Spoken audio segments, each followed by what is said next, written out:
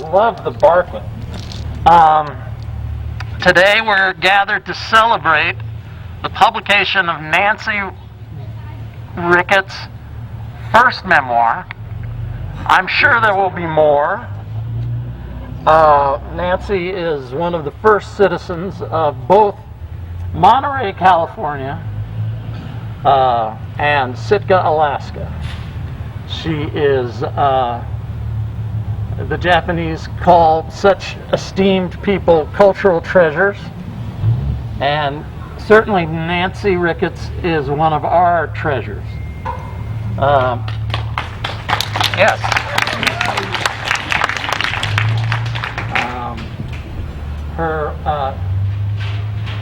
She is a writer, a musician, an archivist, and today an artist.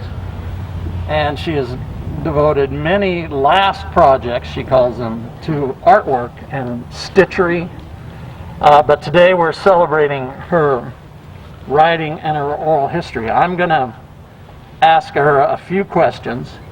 She has some books that are for sale here today. Is that right? Somebody has them. I don't know where they are. Oh, John Stein has some books. No, he has one. I just have one book. Oh, John has one book.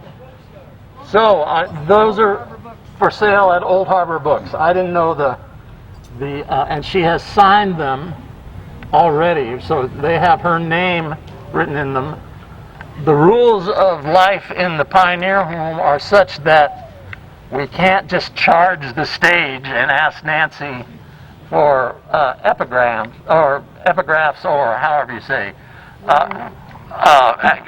for personal messages on the books. So for now, we just have to make do with her signature on the books. But there's quite a few signed books at Old Harbor, and they'd be happy to sell you some.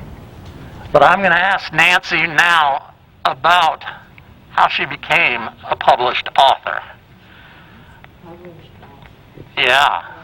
A lot of people, Nancy, dream of writing a book of memoirs. A lot of people talk about it. Many people start. Few reach the finish line. How did you do it? How did you... this is called, your memoir is called Becoming Myself.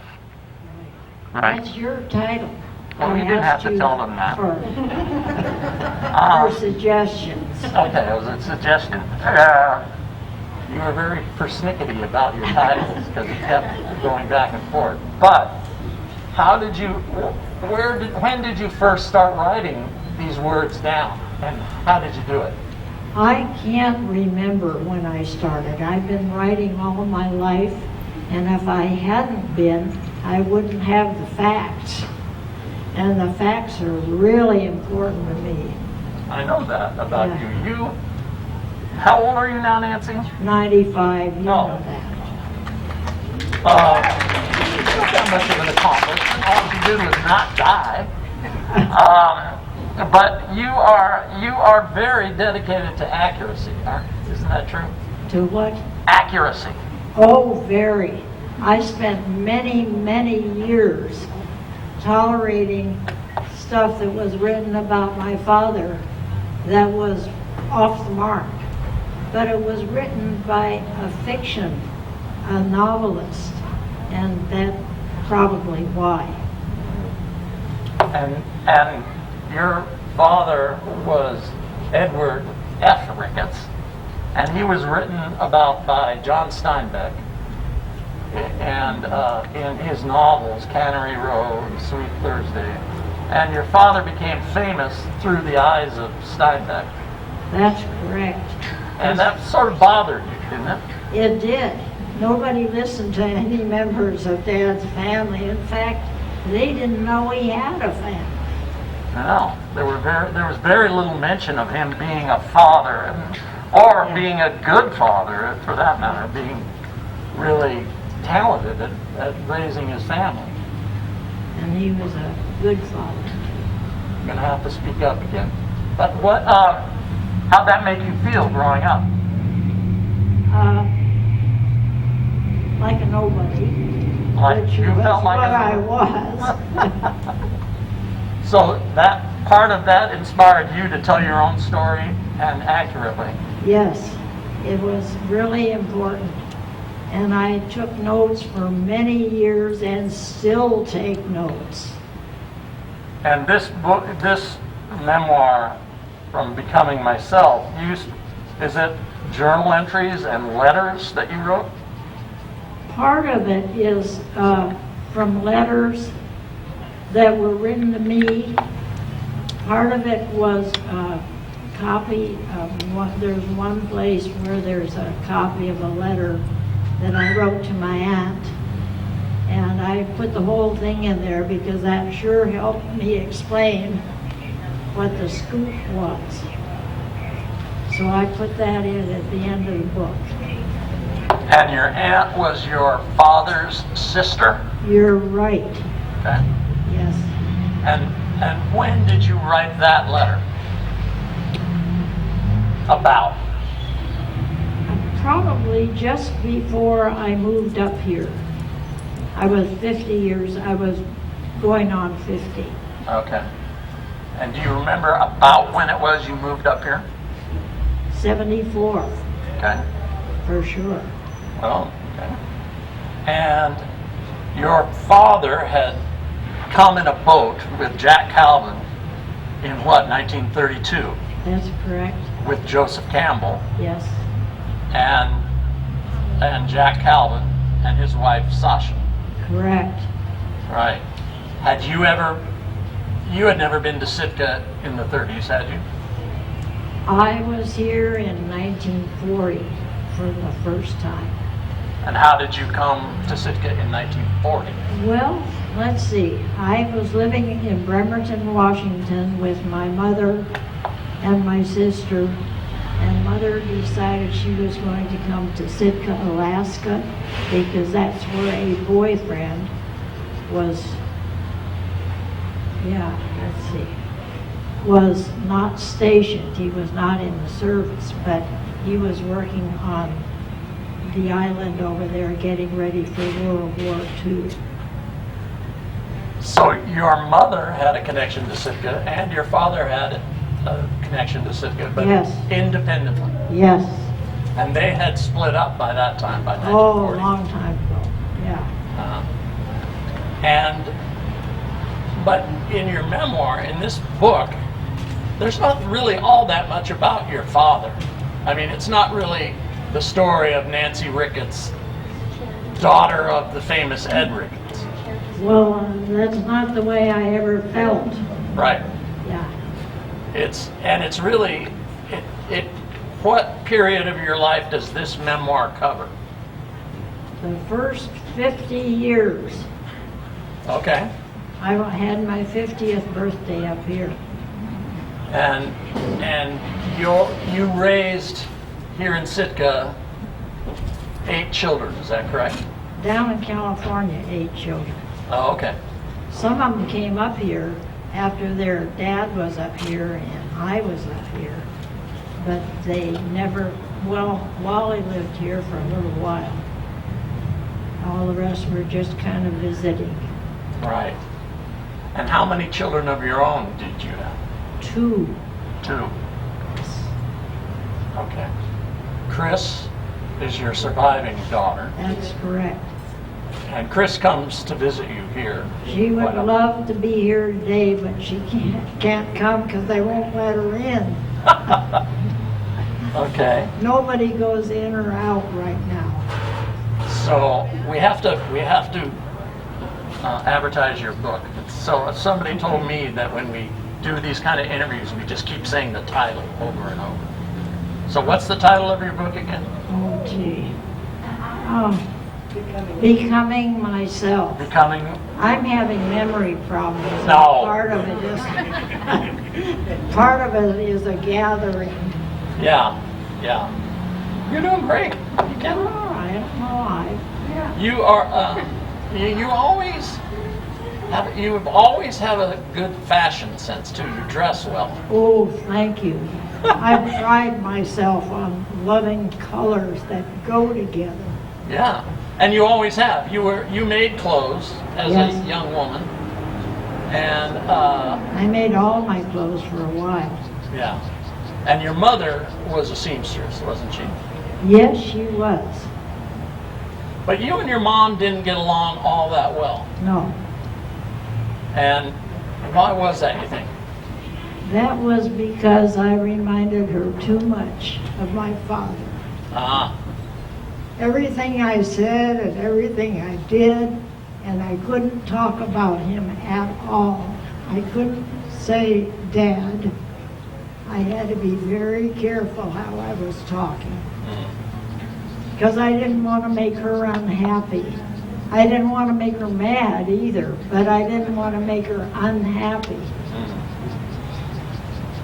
and your dad was renowned for being fun, and he actually wrote an article in Reader's Digest about raising children, where he said sort of the prime directive was to have as much fun as humanly possible. Right, I remember that. Well, that was a real credo. He didn't say it that way. He just taught us as we were growing up. Keep things reasonably clean, and he used the word reasonably. Eat good food and have fun. Those were his rules for raising kids, basically. Yeah, also, something he didn't talk about, but he was a very kind person, and he was kind to other people, all other people. Kids, adults, whatever. Animals. He waved to dogs. When he was driving down When the he was street. driving. He also sneezed when he was driving, so we had to watch him.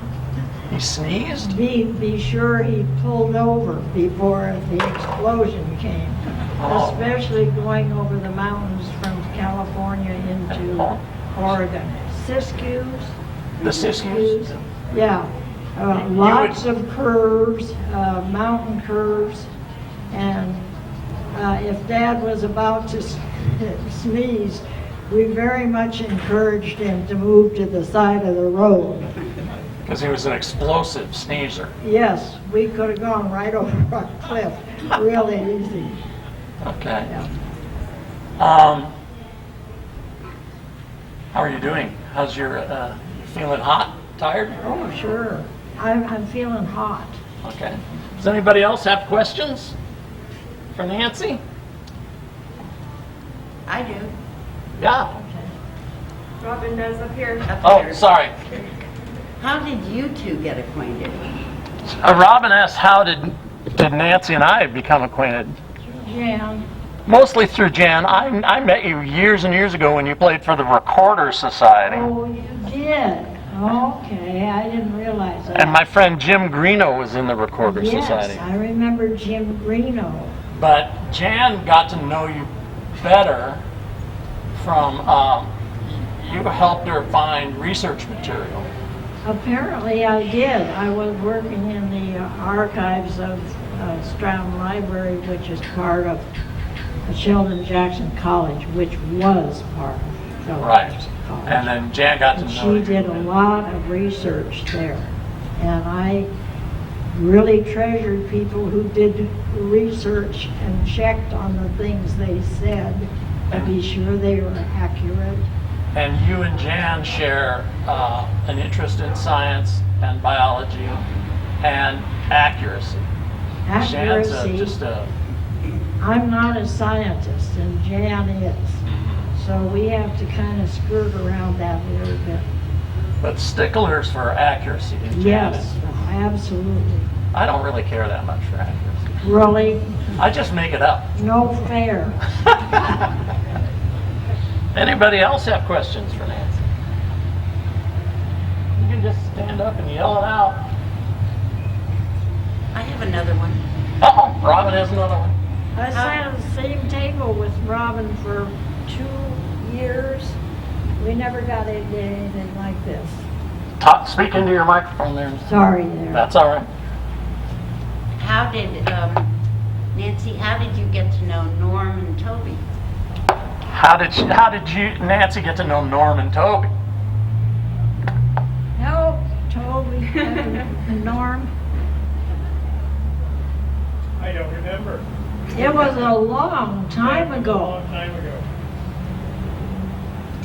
I just don't remember. Bird watching? I'm sorry. Bird watching? Norm No, Campbell, no, who is no good Nancy's one. good friend, helps Nancy with all of her art projects, Yes, her stitchery, and many other things. it just worked out really well, huh?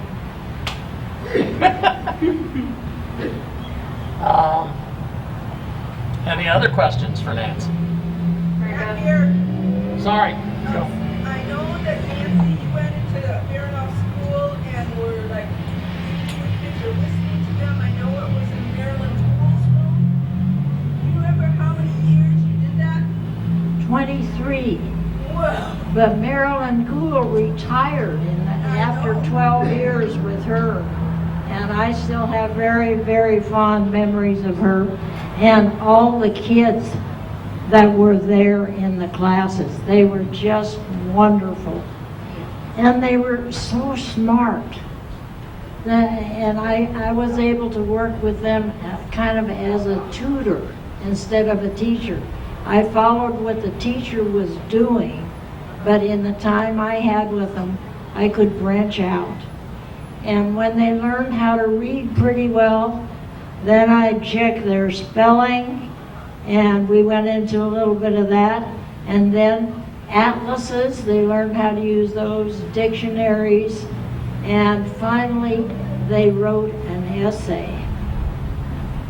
Some of them. A lot of them never got to that point in the first grade, but I hope they did in later grades. so I'm sorry, Nancy, did you say that Maryland retired before you stopped going in? Yes. Oh, wow, okay. Yeah, she's down at the library now. I Yeah. see her every once in a while. I worked with Maryland for years. I think she's the favorite teacher I ever worked Yeah, with. they're all good. All the first grade teachers that I ever met are just gems, and we're so lucky to have them. How many kids do you think you helped learn to I have no idea. 23 years times. Hundreds. 15 years. Math is not my strong suit. Okay. Any other questions? Yeah, in the back. Kind of on that note, Nancy, I know that you are a lifelong learner, and you are young at heart, and you would probably love to continue to read with children. An amazing opportunity might be in front of us, and it might be that if students are learning by computer and Teams and Zoom, and if you also choose to learn or have assistance using one of those formats, who knows how many more? It'll never happen. I had one student since I've been at the Pioneer Home. Is Grace here today? Yeah, behind you. Where are you, Grace? Over here. I'm right here. Grace's son and I worked together for about a year, once a week. Yep. Okay? Yeah, and he's reading, and he was in the 3rd grade, Yeah. and he wasn't reading yet.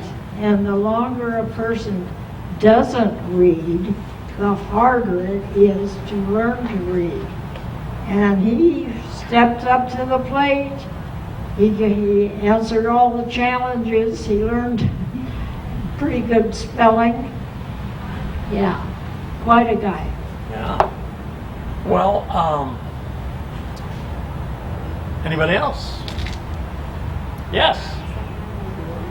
I disagree with her a little bit. She and I were in grade school at the same time. But there's a bunch of us, Wade Anderson, myself, Charlie Nick Tracial, all had a teacher with just one eye.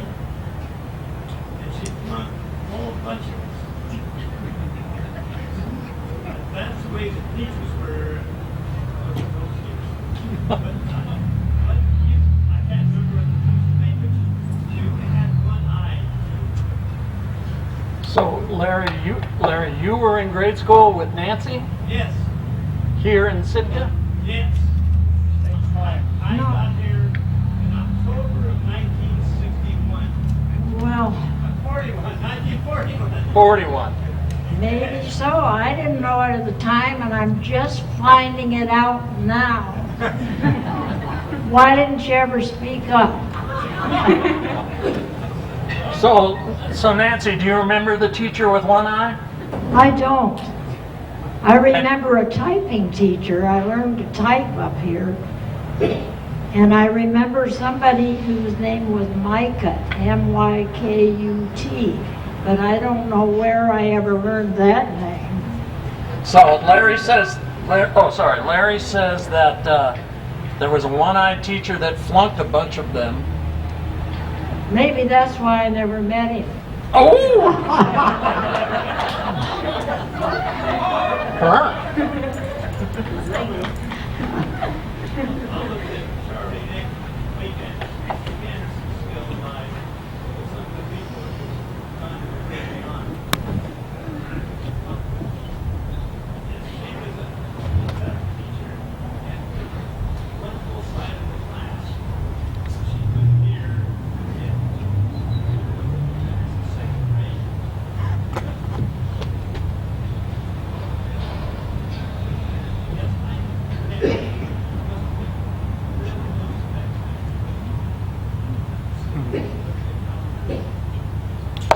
Did she flunk the students on her blind side? That's just not right. I had no acquaintance with an episode like that.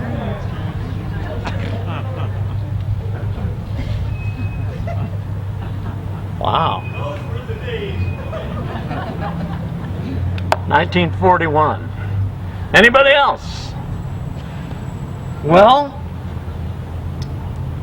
how about if you want to come up? Nancy can't come down. Of course, we can't hug and kiss anymore. That's just not happening. But how about if you'd like to come down and chat with Nancy? Is that all right, Nancy? I can, yeah, a little bit. You can come down here and chat it up, and you could come down. You could go run over to the bookstore and buy a copy of Becoming Myself with a lovely picture. I think Jan kept advising Nancy to put. Jan called it that glamour shot. Yeah, that was supposed to be on the front, and my daughter wanted that one too. Chris wanted the glamour shot on the cover. I love that picture. And there's a couple of pictures of you in that one dress that you made, which is a beautiful dress. A black dress. Yeah, for is you that in also. there? Yeah. Yeah. Yes. Sorry. Yeah, Larry. Well, my Uncle Jack was very involved in her family for Oh, some yeah. years. And now we have the second book that Uncle Jack has done called Fisherman 28. The first one was Square Rig that was in the library, and this one is in the not the library, well, in the bookstore available for people. Or just come to my house and I'll give them to you some copies. Now he's selling his book. Oh, wait a minute. I'm going to go get some of my books. No, I'm giving them away. All right. Anyhow, Jack Calvin and her father were very good friends. It was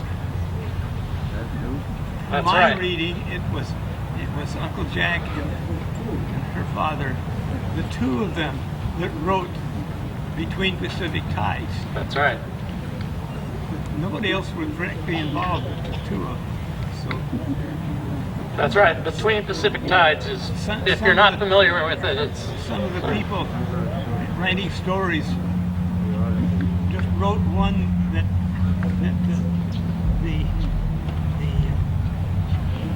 the writer was with us. He had the big name for writing. Steinbeck. Steinbeck. And the book that the person wrote, it had just very little about Uncle Jack. And Uncle Jack and her father spent a great deal of time together working on a book that is now still being used, and that's Between Pacific Tides. And it's so good, it's been repeated over and over again. And you can get that here in the library, and it will give you indication from way back that about all of our different animals and creatures that are in the water here. Anybody have any questions? Any other writers? Any other questions? Over here. Okay. Thank you. And if you'd like to go buy any of those books and come up and visit with Nancy, I think it would be a good time to say hello and visit. And go run to the bookstore if you'd like. And it's such a beautiful, warm day, it seems like a good time to just sit on the lawn for a little while. And if you want to send somebody down to get a soda, I don't think anybody will mind that. While you're waiting to talk to Nancy. Well, thank you, and thank you, Ted and Tom, again, for the wonderful music. Thank you for coming out. Beautiful day. Yeah.